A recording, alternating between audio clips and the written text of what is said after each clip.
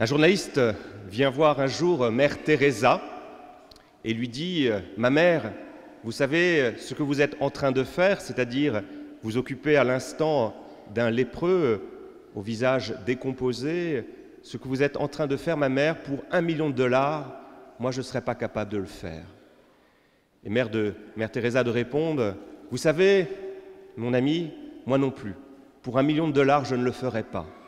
Mais je sais que Dieu veut que quelqu'un donne ses soins à ce malade. Je sais que Dieu aime cet homme et que Dieu veut passer par nous, les hommes, précisément pour venir au secours de cet être qui souffre. Alors parce que Dieu l'aime, parce que Dieu me le demande, eh bien je le fais. Et moi aussi, j'aime cet homme. » J'ai une grande dévotion personnelle pour Mère Teresa. Et il y a toujours quelque chose de très beau que je trouve chez elle, c'est quand elle parle de la charité, elle nous parle de quelque chose de très concret. Elle ne fait pas de grands discours, de beaux discours larmoyants, elle nous dit que souvent la charité coûte, la charité est difficile. La première fois, explique-t-elle, qu'elle a dû précisément s'occuper d'un lépreux, d'un homme qui souffrait, eh bien elle a bien dit qu'elle a eu peur, qu'elle ne voulait pas y aller, parce que cet homme avait un visage vraiment qui lui faisait peur, parce que souvent dans ces milieux de pauvreté, il y a de la violence, et donc elle ne voulait pas y aller, ça sentait pas bon, et donc elle exprime à quel point ça a été compliqué, et malgré tout, qu'est-ce qu'elle a fait, Mère Teresa? Elle s'est dit, voilà, le Seigneur me le demande d'y aller, et elle s'est forcée, et en se forçant progressivement, elle a pu découvrir derrière ses visages, le visage d'un homme, le visage du Christ. Oui, quand Mère Teresa nous parle de cette charité, eh bien, elle nous parle de quelque chose de très concret, de très beau.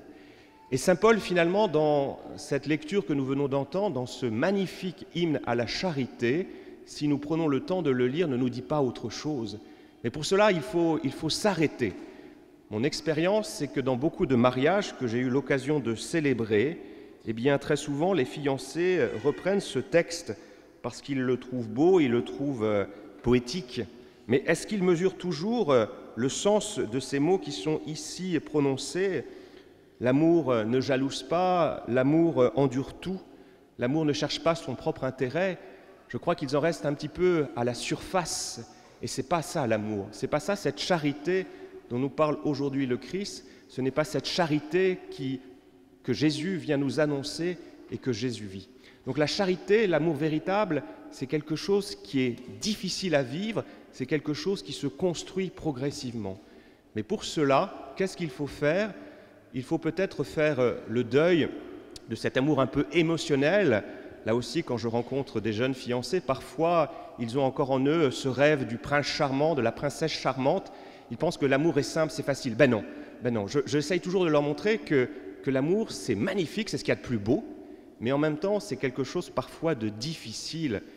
Il y a beaucoup de familles parmi nous, beaucoup de couples, et vous savez que la vie à deux, la vie en famille, parfois on s'accroche, c'est un peu rude. Il y a une anecdote que je trouve savoureuse, alors je crois que je vous l'ai déjà racontée, mais c'est pas grave. C'est cette question que l'on posait à Robert Schuman, ancien ministre des Affaires étrangères, grande figure, et donc on posait cette question à Robert Schuman, « Monsieur le ministre, pourquoi ne vous êtes jamais marié ?»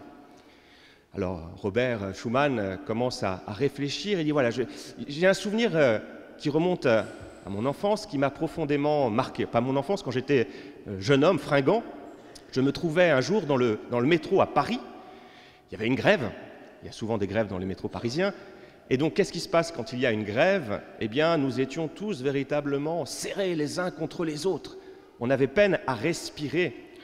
Et puis, sans faire attention, j'écrase le pied de ma voisine. Je n'ai pas le temps de dire le moindre mot d'excuse qu'un tombeau d'injures me tombe littéralement dessus. Espèce d'imbécile, t'es toujours comme ça, t'es pas foutu de faire attention à moi. Et voilà, ça dure quelques instants, puis donc Robert Schuman explique qu'il est totalement interloqué, il n'a pas le temps de parler, il y a ces paroles qui lui tombent dessus. Et puis tout d'un coup, cette femme lève les yeux, voit Robert Schuman, et se met à rougir, et de dire « Oh, excusez-moi, monsieur, je vous avais pris pour mon époux. » Donc voilà cette histoire qui traduit que des paroles que l'on ne dirait pas un voisin que l'on ne connaît pas ou un ami, eh bien, parfois dans la vie conjugale, dans la vie familiale, on peut se dire des choses très dures. Donc oui, l'amour est difficile. L'amour est vraiment, c'est ce qu'il y a de plus beau. C'est à l'image de ce que le Christ vit pour son Église, vit pour nous, c'est ce qu'il y a de plus beau, mais en même temps, c'est compliqué. Alors comment parvenir à vivre ce que saint Paul nous dit aujourd'hui? Cet amour qui endure tout, cet amour qui ne jalouse pas, cet amour qui pardonne encore et encore. Comment parvenir à cela? Parce qu'on se rend bien compte que ça ne va pas de soi. Ça ne va pas de soi. Eh bien, la première chose que nous pouvons nous dire, c'est que l'amour, au départ, il doit être purifié. Là aussi, je redis des choses que je vous avais déjà dites, mais ce n'est pas grave. Le propre de la pédagogie, c'est de répéter encore et encore. Donc, je vous avais donné un exemple, rappelez-vous, c'est que l'amour est toujours un peu égoïste. Quand on aime quelqu'un, on aime au départ fondamentalement l'autre parce qu'il nous renvoie une image belle, une image qui nous fait plaisir, parce qu'on est bien avec cet autre. Et je vous avais donné ce bel exemple. Si j'affirme que j'aime les huîtres, très prosaïque, quand je dis que j'aime les huîtres, en fait, je dis précisément que je ne les aime pas. Pourquoi? Vous avez tous deviné. Parce que si j'aimais véritablement les huîtres, je ne les mangerais pas. Parce que être aimé pour une huître, c'est redoutable. Ça veut dire être mangé. Alors quand je dis que j'aime les huîtres, qu'est-ce que je dis? Je dis que j'aime le plaisir que ces huîtres me procurent quand je les mange. Quand je commence à les déguster, il y a ces images de la baie de Cancale qui me viennent à l'esprit, l'air de la mer, des souvenirs, c'est magnifique. Mais l'huître, elle n'aime pas du tout qu'on l'aime. Elle préférait, elle aussi, parce que cette baie de Cancale, elle l'aime aussi, hein, et elle préférait être dans cette eau un peu froide pour se baigner, mais très bonne pour les huîtres. Elle préférait y rester, y demeurer. Donc tout amour, au départ, est toujours un peu égoïste. Donc pour pouvoir vivre ce que nous dit saint Paul, qu'est-ce qu'il faut faire? Il faut avoir la force, précisément, demander la force que cet amour soit purifié pour qu'il devienne cette pure oblation, ce pur oubli de soi. Et là, quand on regarde de nouveau ce que nous dit saint Paul, on se rend compte que quand on passe au-delà du côté poétique et magnifique du texte, on se rend bien compte que saint Paul est très concret. L'amour prend patience. L'amour prend patience. En famille, avec des amis, dans un couple, avoir véritablement cette patience. Ne jamais se laisser, ne jamais baisser les bras, en disant, voilà, je continue, je veux t'aimer, je veux que notre amitié dure, par-delà les difficultés que nous traversons, je suis patient, je prends sur moi. On interrogeait une petite fille un jour pour lui demander, pour toi, qu'est-ce que c'est que l'amour? Et la petite fille de répondre, l'amour, c'est le soir quand je vais me coucher, c'est quand maman me lit une histoire. Et puis elle réfléchit un peu, cette petite fille, et dit non, c'est mieux que ça. C'est quand le soir, quand maman est très fatiguée, qu'elle est un peu malade, eh bien, elle me lit une histoire sans sauter aucune page. Vous voyez, c'est une belle image qui nous dit cet amour qui prend patience, prendre patience. Et on se rend compte que dans les œuvres de miséricorde, il y a quelque chose finalement d'assez semblable. C'est dans les œuvres de miséricorde spirituelle où nous sommes invités à supporter les personnes ennuyeuses. Voilà, quelque chose qui est un peu besogneux. Voilà, je persiste, je persévère, je suis patient. L'amour ne jalouse pas, nous dit saint Paul. Eh bien, là aussi, c'est quelque chose parfois d'un peu difficile. Quand saint Paul nous parle de l'amour, on se rend bien compte qu'il nous invite à nous oublier nous-mêmes pour dire, comme le Christ le dit, non pas ce que je veux, mais ce que tu veux. Toute notre société est marquée par cet individualisme qui nous replie toujours sur nous-mêmes.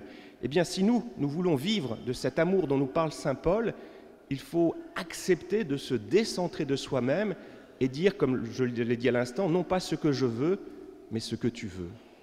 Et là, on se rend bien compte que c'est difficile.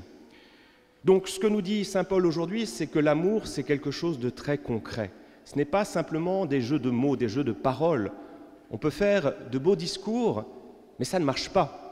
Autre petite histoire qui me revient à l'esprit, c'est ce fiancé qui écrit à sa fiancée « Pour toi, mon amour, je ferai le tour du monde, je traverserai tous les océans, Je grimperai aux sommets les plus hauts. Oui, pour toi, je ferai tout cela. Et je te dis à demain s'il ne pleut pas. Vous voyez, là encore, des beaux mots, des belles paroles qui ne sont suivies d'aucun acte. Donc l'amour, c'est quelque chose qui est difficile, qui est besogneux, où on se force, mais ce n'est pas que cela. Parce que si c'était que ça serait terrible. Ça serait besogneux précisément, ça serait triste. Et c'est là qu'il faut regarder de nouveau notre texte. C'est la question que je posais aux mégistes hier. Comme ils sont de tradition ignatienne, de tradition jésuite, ils sont très intelligents, beaucoup plus que les dominicains. Et donc je leur disais, parce qu'ils ont pris le temps de faire de la Lectio Divina sur notre page de Saint Paul, donc ils ont lu le texte en grec, et donc ils ont vu que quand Saint Paul parle ici de cet amour, quel est le terme qui est utilisé? C'est le terme d'agapé. Le terme d'agapé. Qu'est-ce que c'est que l'agapé? C'est cet amour dans sa dimension la plus haute, la plus élevée. Et nous savons que cet amour, il ne vient pas de nous, il nous est donné. Il nous est donné par Dieu. Donc qu'est-ce que nous dit aujourd'hui Saint Paul? Si on prend le temps de creuser le texte, il nous dit, ce que Dieu vous demande, c'est de commencer à faire un premier pas.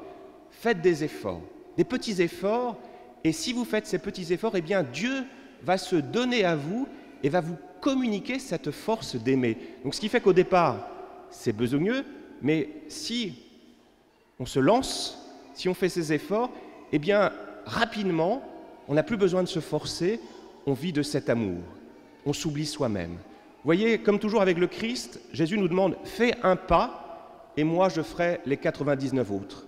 Donc, c'est très beau ce que nous dit Saint Paul. Donc, ce qu'il nous dit aujourd'hui, c'est essayez d'aimer, forcez-vous, et puis assez rapidement, vous allez vous rendre compte que vous n'avez pas besoin de vous forcer. Revenons à Mère Teresa. Au début, cela lui a été très difficile d'aller voir ces lépreux, puis au bout d'un certain temps, elle a été totalement transformée et elle voyait derrière ses visages le visage de Dieu. J'ai une amie qui a eu l'occasion de faire un séjour assez long dans ces mouroirs de Mère Teresa et elle m'expliquait qu'elle avait été bouleversée par une inscription qui se trouvait dans ce mouroir. Il y avait tous ces lits qui étaient là et cette inscription qui était sur le mur « Vous êtes le corps du Christ ». Vous êtes le corps du Christ. Et m'expliquait-elle, c'est qu'au bout de plusieurs mois, eh bien, elle voyait derrière ses visages le corps du Christ. Et elle trouvait cette force extraordinaire d'aimer, de continuer à agir. Elle regardait tous ces mourants avec le regard de l'amour. Ce regard de l'amour, ce regard de l'agapé. C'est exactement ce regard que Jésus nous pose sur nous quand il nous voit. Il ne voit pas ce qui n'est pas beau, il ne voit pas le péché, il voit en nous ce qu'il y a de bon. Ce qui est peut-être qu'en germe, mais qui n'attend que notre bonne volonté pour pouvoir véritablement grandir, se manifester. Le regard de l'amour, le regard de l'agapé. Eh bien c'est cela. Aimer, qu'est-ce que c'est? C'est apprendre à regarder avec ce regard qui va m'ouvrir sur l'autre et par lequel Dieu va passer pour me transformer, pour faire en sorte qu'il y ait véritablement en moi une transsubstantiation. Je ne vois plus dans l'autre ses défauts, ses péchés, mais je vois dans l'autre le corps du Christ. Et si c'est le Christ que j'ai en face de moi, alors je l'aime. Alors je l'aime. Eh bien, demandons au Seigneur d'avoir cette capacité à aimer jusque-là, à faire ses efforts, pour qu'il puisse, de ces efforts humains, un peu besogneux, les transformer. C'est ce qu'il va faire avec l'Eucharistie. Un bout de pain, c'est pas grand-chose, c'est même pas du pain. Et pourtant, nous allons prier, nous allons nous recueillir, et derrière ce pain, c'est le Christ, c'est le visage de Christ, du Christ qui va se révéler, se manifester, se donner à nous. Amen.